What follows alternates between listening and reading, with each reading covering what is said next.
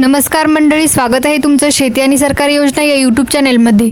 मित्रांनो, आजच्या या व्हिडिओमध्ये आपण शेतकऱ्यांसाठी अत्यंत महत्त्वाच्या अनेक मुद्द्यांवर सविस्तर माहिती जाणून घेणार आहोत। कर्जमाफीची रक्कम शेतकऱ्यांच्या खात्यात कधी आणि कशी जमा करण्यात आली, काही शेतकरी अद्याप कर्जमाफीपासून का वंचित आहेत, केवायसी आणि बायोमेट्रिक अडचणी काय आहेत, 2 लाख रुपयांपर्यंतच्या कर्जाबाबत कोणती प्रक्रिया सांगण्यात आली आहे, तसेच नियमित कर्जफेड करणाऱ्या शेतकऱ्यांसाठी 2 लाख रुपयांच्या मागणीबाबत काय भूमिका मांडण्यात आली आहे, यासोबतच महाराष्ट्र ग्रामीण बँक, लिफ्ट इरिगेशन संस्था आणि मत्स्य व्यवसायाशी संबंधित मुद्द्यांवरही या व्हिडिओमध्ये माहिती पाहणार आहोत। त्यामुळे शेतकरी बांधवांनो, व्हिडिओ शेवटपर्यंत नक्की पहा, कारण या माहितीत कर्जमाफीच्या प्रक्रियेत अडचणी असलेल्या शेतकऱ्यांसाठीही महत्त्वाचे मुद्दे सांगण्यात आले आहेत। व्हिडिओ सुरू करण्यापूर्वी एक छोटीशी विनंती आहे, तुम्ही जर या चॅनेलवर पहिल्यांदाच आला असाल तर चॅनेलला नक्की सबस्क्राईब करा, जेणेकरून संपूर्ण अपडेट्स तुम्हाला वेळेवर मिळतील। चला तर मंडळी, आजच्या व्हिडिओला सुरुवात करूया। कर्जमाफीची रक्कम जमा करण्यासाठी सुरुवातीला कोणती तयारी करण्यात आली? कर्जमाफीचा लाभ मोठ्या संख्येने शेतकऱ्यांना देण्याची प्रक्रिया सुरू करण्यात आली होती। या योजनेत सुमारे 56 लाख लोकांना लाभ देण्याचे नियोजन करण्यात आले होते। मात्र या प्रक्रियेत आयकर भरणाऱ्या व्यक्तींना वगळण्याची अट ठेवण्यात आली होती। यासाठी आयकर भरणाऱ्या व्यक्तींची यादी केंद्र सरकारकडून मिळवणे आवश्यक होते। मात्र सुरुवातीला ही यादी वेळेत उपलब्ध झाली नाही, त्यामुळे कर्जमाफीच्या रकमेबाबत आधी ठरवण्यात आलेल्या प्रक्रियेत अडथळा निर्माण झाला। मूळ नियोजनानुसार 22 तारखेला पैसे जमा करण्याचे ठरवण्यात आले होते। त्या दिवशी राज्याचे मुख्यमंत्री देवाभाऊ यांचा जन्मदिवस आणि अजितदादांची पुण्यतिथी असल्याचा उल्लेख करण्यात आला। हा योग लक्षात घेऊन त्या दिवशी रक्कम जमा करण्याचे नियोजन करण्यात आले होते। मात्र आवश्यक माहिती वेळेत उपलब्ध न झाल्यामुळे पत्रकारांना दिलेल्या वेळेनुसार प्रक्रिया पूर्ण होऊ शकली नाही। दुपारी 3 वाजेपर्यंत प्रतीक्षा करण्यात आली, त्यानंतर आणखी 1 तास थांबवण्याची विनंती करण्यात आली। 4 वाजेपर्यंत ही अपेक्षित यादी उपलब्ध झाली नाही। यानंतर अधिकाऱ्यांसोबत चर्चा करण्यात आली आणि उपलब्ध असलेल्या माहितीच्या आधारे पुढील निर्णय घेण्यात आला। आता जाणून घेऊया, पहिल्या टप्प्यात किती शेतकऱ्यांच्या खात्यात पैसे जमा झाले। उपलब्ध असलेल्या माहितीनुसार पहिली यादी जाहीर करण्यात आली। त्यानंतर पुढील माहिती उपलब्ध होत गेल्यानंतर प्रक्रिया सुरू ठेवण्यात आली। दुसऱ्या दिवशी आवश्यक यादी प्राप्त झाल्यानंतर पात्र नसलेल्या व्यक्तींना वेगळे करण्यात आले। त्यानंतर पहिल्या टप्प्यात 3,22,000 शेतकऱ्यांच्या खात्यामध्ये थेट रक्कम जमा करण्यात आल्याची माहिती देण्यात आली। या शेतकऱ्यांसाठी एकूण 529 कोटी रुपये थेट त्यांच्या बँक खात्यामध्ये जमा करण्यात आले। यानंतर ही कर्जमाफीच्या प्रक्रियेसाठी पुढील याद्या तयार करण्याचे काम सुरू ठेवण्यात आले। पुढील टप्प्यात सुमारे 5,500 कोटी रुपयांशी संबंधित प्रक्रिया आणि 6.2 या आकड्याचा उल्लेख करत 2 ते 3 याद्या तयार करण्यात आल्याचे सांगण्यात आले। म्हणजेच कर्जमाफीची प्रक्रिया एकाच यादीपुरती मर्यादित न ठेवता आवश्यक माहिती मिळत गेल्यानंतर टप्प्याटप्प्याने पुढील काम करण्यात आले। केवायसी आणि बायोमेट्रिक अनेक शेतकऱ्यांची प्रक्रिया अडकली। कर्जमाफीच्या प्रक्रियेत सर्व शेतकऱ्यांची कामे एकाच वेळी पूर्ण झाली नाहीत। काही शेतकऱ्यांची केवायसी प्रक्रिया अद्याप पूर्ण झालेली नसल्याचे सांगण्यात आले।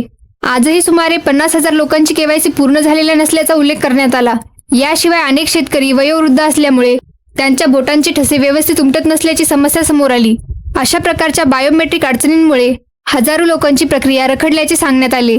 तसेच सुमारे 9,000 आयकर भरणाऱ्या व्यक्तींचाही उल्लेख करण्यात आला। म्हणूनच संबंधित व्यक्तींना वेगळे करण्याची आणि उर्वरित पात्र शेतकऱ्यांची प्रक्रिया पुढे नेण्याची गरज निर्माण झाली। कर्जमाफीसाठी केवळ निधी उपलब्ध असणे पुरेसे नसून प्रत्येक लाभार्थ्याची माहिती, केवायसी, पात्रता आणि इतर तांत्रिक बाबी पूर्ण करणे ही आवश्यक असल्याचे या प्रक्रियेतून स्पष्ट होते। 40,000 कोटी रुपयांची कर्जमाफी ही मोठी प्रक्रिया।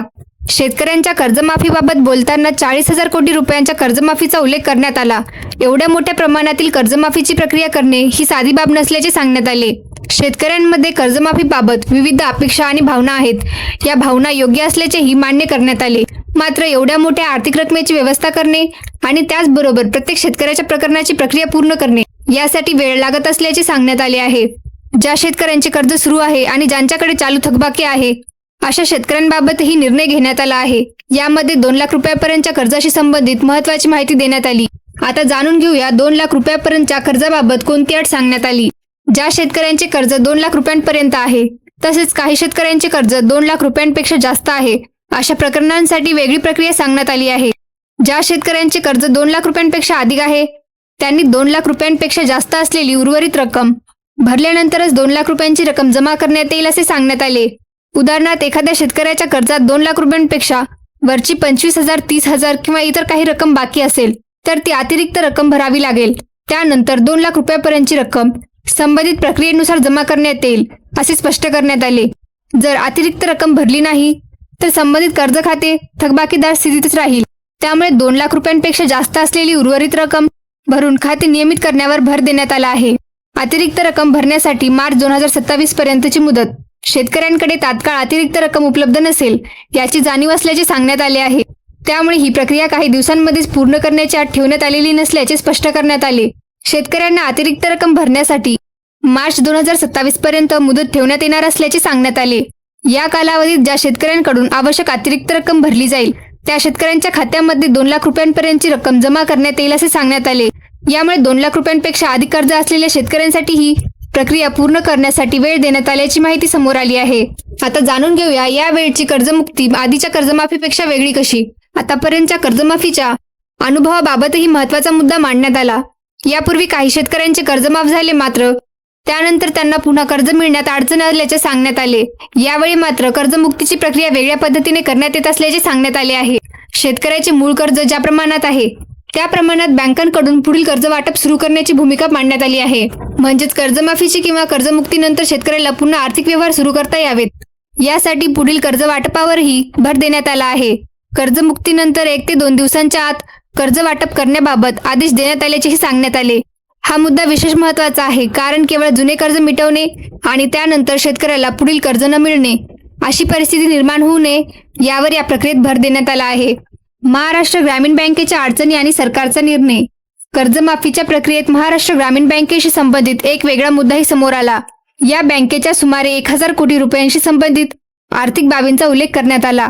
संबंधित बँक तोट्यात असल्यामुळे OTS प्रक्रियेला मान्यता देण्यात अडचणी येत असल्याचे सांगण्यात आले.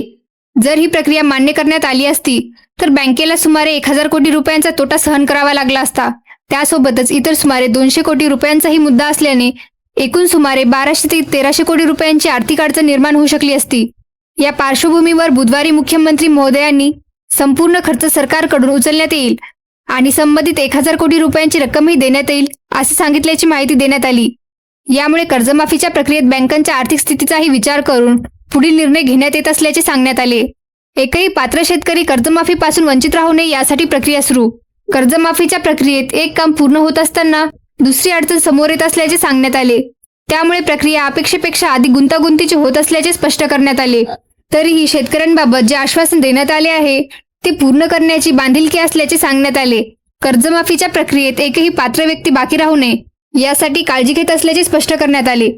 सर्व संबंधित शेतकऱ्यांची प्रक्रिया पूर्ण झाल्याची माहिती अधिकृत यंत्रणेकडून मिळाल्यानंतरही प्रक्रिया थांबेल असे सांगण्यात आले आहे. यासाठी निश्चित अशी अंतिम मुदत सांगण्यात आलेली नसल्याचे स्पष्ट करण्यात आले. त्यामुळे संबंधित शेतकऱ्यांनी अनावश्यक काळजी करू नये आणि आवश्यक असलेली प्रक्रिया प्रामाणिकपणे पूर्ण करावी असे आवाहन करण्यात आले. तहसीलदार आणि जिल्हाधिकाऱ्यांना सूचना. कर्जमाफी आणि संबंधित अडचणी सोडवण्यासाठी स्थानिक प्रशासनालाही सूचना देण्यात आल्या आहेत. तहसीलदार आणि जिल्हाधिकाऱ्यांना संबंधित बाबींची माहिती देण्यात आली. विविध ठिकाणी निर्माण झालेल्या समस्यांवर चर्चा करण्यासाठी बैठका घेण्यात आल्याचे सांगण्यात आले. काही शेतकऱ्यांच्या प्रकरणांमध्ये जमिनीची मालकी, कर्जाचे नाव आणि प्रत्यक्ष लाभार्थी यांमध्ये तांत्रिक किंवा प्रशासकीय अडचणी निर्माण झाल्या आहेत. उदाहरणार्थ कोल्हापूरमधील काही प्रकरणांमध्ये जमीन वडिलांच्या नावावर आहे, मात्र वडिलांच्या संमतीने मुलाला कर्ज वाटप करण्यात आले आहे. अशा परिस्थितीत कर्ज एका व्यक्तीच्या नावावर आणि इतर संबंधित नोंदी दुसऱ्या व्यक्तीच्या नावावर असल्यामुळे दुरुस्ती करावी लागत आहे. मंदिराच्या जमिनी आणि इतर विशेष प्रकरणांवरही काम. काही जमिनी मंदिरांच्या नावावर असून त्या जमिनी इतर व्यक्तींना भाडे तत्वावर देण्यात आल्याची प्रकरणेही समोर आली आहेत. अशा विशेष प्रकरणांचा कर्जमाफीच्या प्रक्रियेत कसा समावेश करायचा यासाठी ही आवश्यक कामे सुरू असल्याचे सांगण्यात आले. म्हणजे सर्व शेतकऱ्यांची प्रकरणे एकसारखी नसल्यामुळे प्रत्येक प्रकारच्या समस्येचा स्वतंत्रपणे विचार करावा लागत आहे. याच कारणामुळे कर्जमाफीच्या प्रक्रियेत माहितीची पडताळणी, दुरुस्ती आणि विशेष प्रकरणांचा समावेश करण्यासाठी वेळ लागत असल्याचे सांगण्यात आले. लिफ्ट इरिगेशन आणि पंप पुरवठा योजनांबाबत महत्त्वाचा मुद्दा. शेतकऱ्यांच्या लिफ्ट इरिगेशन आणि पंप पुरवठा योजनांशी संबंधित मुद्द्यांवरही माहिती देण्यात आली. महायुतीचे सरकार येण्यापूर्वीच्या काळात शेतकऱ्यांच्या पंप सप्लाय योजना, पाणी पुरवठा संस्था आणि लिफ्ट इरिगेशनशी संबंधित संस्थांसाठी सरकारकडून व्याजाची रक्कम भरण्यात येत होती. त्या काळात सुमारे 137 कोटी रुपयांच्या व्याजाला मंत्रिमंडळाची मंजुरी देण्यात आल्याचा उल्लेख करण्यात आला. मात्र त्यानंतर काही दिवसात आचारसंहिता लागू झाल्यामुळे ही रक्कम देण्याची प्रक्रिया पूर्ण होऊ शकली नाही. यानंतरच्या काळात RBI कडून पत्र आल्याचे सांगण्यात आले. त्यानुसार अशा प्रकारची मदत सरकारला करायची असल्यास केवळ व्याजाची रक्कम न भरता मुद्दल आणि व्याज या दोन्ही बाबींची भरपाई करावी लागेल. तसेच बँकेला या प्रक्रियेत कोणताही आर्थिक भार सहन करावा लागणार नाही अशी अट असल्याचे सांगण्यात आले. आता 300 ते 350 कोटी रुपयांपेक्षा जास्त रकमेचा प्रस्ताव आरबीआयच्या सूचनानंतर आधीचा प्रस्ताव जसा होता तसा पुढे नेता येणार नसल्याचे स्पष्ट झाले. त्यामुळे नव्याने प्रस्ताव तयार करून तो मंत्रिमंडळाकडे पाठवण्याची प्रक्रिया सुरू असल्याचे सांगण्यात आले. मुख्यमंत्री महोदयांशी याबाबत चर्चा झाल्यानंतर प्रस्ताव तयार करण्यास सांगण्यात आल्याची माहिती देण्यात आली. या नव्या प्रस्तावाची रक्कम 300 ते 350 कोटी रुपयांपेक्षा जास्त होण्याची शक्यता व्यक्त करण्यात आली. ही रक्कमही शेतकऱ्यांसाठी संबंधित असल्याचे सांगण्यात आले. कारण अनेक शेतकरी एकत्र येऊन स्वतःच्या संस्थांच्या माध्यमातून पाईपलाईन आणि लिफ्ट इरिगेशन सारख्या सुविधा उभ्या करतात. सरकार एखादी योजना थेट राबवून खर्च करू शकते, तर शेतकऱ्यांनी स्वतः संस्था उभारून अशा सुविधा निर्माण केल्या असल्यास त्यांनाही मदत करण्याचा विचार सुरू असल्याचे सांगण्यात आले. मत्स्य व्यवसायाला शेतीचा दर्जा आणि आर्थिक मदतीचा विचार. मधल्या काळात मत्स्य व्यवसायालाही शेतीचा दर्जा देण्यात आल्याचा मुद्दा मांडण्यात आला. मत्स्य व्यवसाय करणारे लोकही शेतकरीच असल्यामुळे त्यांनाही संबंधित मदतीच्या प्रक्रियेत समाविष्ट करण्याची मागणी करण्यात आली. या विषयावर सहकार मंत्र्यांसमोरही मागणी करण्यात आल्याचा उल्लेख करण्यात आला. मत्स्य व्यवसायाला शेतीचा दर्जा दिल्यानंतर संबंधित घटकांचाही या मदतीत समावेश व्हावा अशी भूमिका मांडण्यात आली. या मागणीवर विचार सुरू असल्याचे सांगण्यात आले. यासाठी सुमारे 80 ते 90 किंवा 100 कोटी रुपयांच्या आसपास रक्कम लागू शकते, असा अंदाज संबंधित वक्तव्यात व्यक्त करण्यात आला. म्हणजेच कर्जमाफी आणि आर्थिक मदतीच्या प्रक्रियेसोबत लिफ्ट इरिगेशन आणि मत्स्य व्यवसायाशी संबंधित शेतकरी घटनांचाही विचार सुरू असल्याची माहिती देण्यात आली. नियमित कर्जदार शेतकऱ्यांनाही 2 लाख रुपये देण्याची मागणी. काही ठिकाणाहून विविध सूचना, पत्रे आणि मागण्या सरकारकडे देण्यात आल्याचे सांगण्यात आले. काही शेतकरी संघटनांनीही एक महत्त्वाची मागणी मांडली आहे. ज्या शेतकऱ्यांनी नियमितपणे कर्जफेड केली आहे त्यांनाही केवळ 50,000 रुपयांऐवजी 2 लाख रुपयांचा लाभ देण्यात यावा अशी मागणी करण्यात आली आहे. या मागणीबाबतही पुढे विचार केला जाईल असे सांगण्यात आले. या सर्व विषयांवर चर्चा सुरू करण्यासाठी मुख्यमंत्री यांच्या नेतृत्वाखाली पुन्हा एक समिती तयार करण्यात आल्याची माहिती देण्यात आली. मात्र सध्या सुरू असलेली कर्जमाफी आणि इतर संबंधित कामे प्रथम पूर्ण होऊ द्यावीत. त्यानंतर निधीची परिस्थिती आणि इतर शक्यता पाहून पुढे काय करता येईल याचा विचार करण्यात येईल असे स्पष्ट करण्यात आले. 23 लाख शेतकरी आणि 2 लाख रुपयांची मागणी. नियमित कर्जदार शेतकऱ्यांना 2 लाख रुपये देण्याच्या मागणीशी संबंधित आकडेवारीचाही उल्लेख करण्यात आला. अशा शेतकऱ्यांची संख्या सुमारे 23 लाख असल्याचे सांगण्यात आले. जर 23 लाख शेतकऱ्यांना प्रत्येकी 2 लाख रुपयांचा लाभ द्यायचा झाला तर त्यासाठी सुमारे 56,000 कोटी रुपयांच्या आसपास मोठ्या प्रमाणात निधीची आवश्यकता भासेल असा मुद्दा मांडण्यात आला. म्हणूनच नियमित कर्जदार शेतकऱ्यांच्या मागणीवर निर्णय घेण्यासाठी आर्थिक तरतूद आणि राज्याच्या इतर विकास कामांचाही विचार करावा लागेल. तरीही शेतकऱ्यांनी मांडलेल्या मागण्या शासनाच्या निदर्शनास आणून जे शक्य असेल ते करण्याचा प्रयत्न करण्यात येईल असे सांगण्यात आले. कर्ज वाटपाची प्रक्रिया सुरू असल्याची माहिती. कर्जमाफीसोबतच कर्ज वाटपाबाबतही महत्त्वाची माहिती देण्यात आली. ज्या शेतकऱ्यांची प्रक्रिया पूर्ण होत आहे त्यांच्यासाठी पुढील कर्ज वाटप सुरू करण्यावर भर देण्यात आला आहे. यापूर्वी कर्जमाफी झाल्यानंतर अनेक शेतकऱ्यांना पुन्हा कर्ज मिळण्यात अडचणी आल्याचा मुद्दा उपस्थित करण्यात आला होता. मात्र यावेळी कर्जमुक्तीनंतर शेतकऱ्यांना पुढील कर्ज उपलब्ध व्हावे यासाठी कर्ज वाटपाची प्रक्रिया सुरू करण्याचे आदेश देण्यात आल्याचे सांगण्यात आले. त्यामुळे कर्जमाफी, कर्जमुक्ती आणि त्यानंतर पुन्हा कर्ज उपलब्ध करून देणे या तिन्ही बाबी एकत्रितपणे हाताळण्याचा प्रयत्न सुरू असल्याची माहिती या वक्तव्यातून देण्यात आली. तर शेतकरी बांधवांनो, आजच्या माहितीतून कर्जमाफीच्या प्रक्रियेबाबत अनेक महत्त्वाचे मुद्दे समोर आले आहेत. पहिल्या टप्प्यात 3,22,000 शेतकऱ्यांच्या खात्यामध्ये 529 कोटी रुपये जमा करण्यात आल्याची माहिती देण्यात आली आहे. मात्र केवायसी पूर्ण न होणे, बायोमेट्रिकमध्ये अडचणी येणे, आयकर भरणाऱ्या व्यक्तींची पडताळणी, जमिनीच्या मालकीशी संबंधित समस्या आणि विशेष प्रकरणांमुळे अनेक शेतकऱ्यांची प्रक्रिया अद्याप सुरू आहे. 2 लाख रुपयांपेक्षा जास्त कर्ज असलेल्या शेतकऱ्यांनी अतिरिक्त रक्कम भरल्यानंतर 2 लाख रुपयांपर्यंतची रक्कम जमा करण्यात येईल असे सांगण्यात आले आहे. ही अतिरिक्त रक्कम भरण्यासाठी मार्च 2027 पर्यंत मुदत ठेवण्यात येणार असल्याची माहिती देण्यात आली आहे. यासोबतच कर्जमुक्तीनंतर शेतकऱ्यांना पुन्हा कर्ज मिळावे यासाठी कर्ज वाटपाची प्रक्रिया सुरू करण्याबाबतही आदेश देण्यात आल्याचे सांगण्यात आले. महाराष्ट्र ग्रामीण बँकेच्या आर्थिक अडचणी, लिफ्ट इरिगेशन आणि पाणी पुरवठा संस्थांची संबंधित मदत तसेच मत्स्य व्यवसायाला शेतीचा दर्जा मिळाल्यानंतर त्या घटकांचाही विचार करण्याची प्रक्रिया सुरू असल्याचे सांगण्यात आले. सर्वात महत्त्वाची बाब म्हणजे नियमितपणे कर्जफेड करणाऱ्या शेतकऱ्यांनाही 50,000 रुपयांऐवजी 2 लाख रुपये देण्याची मागणी करण्यात आली आहे.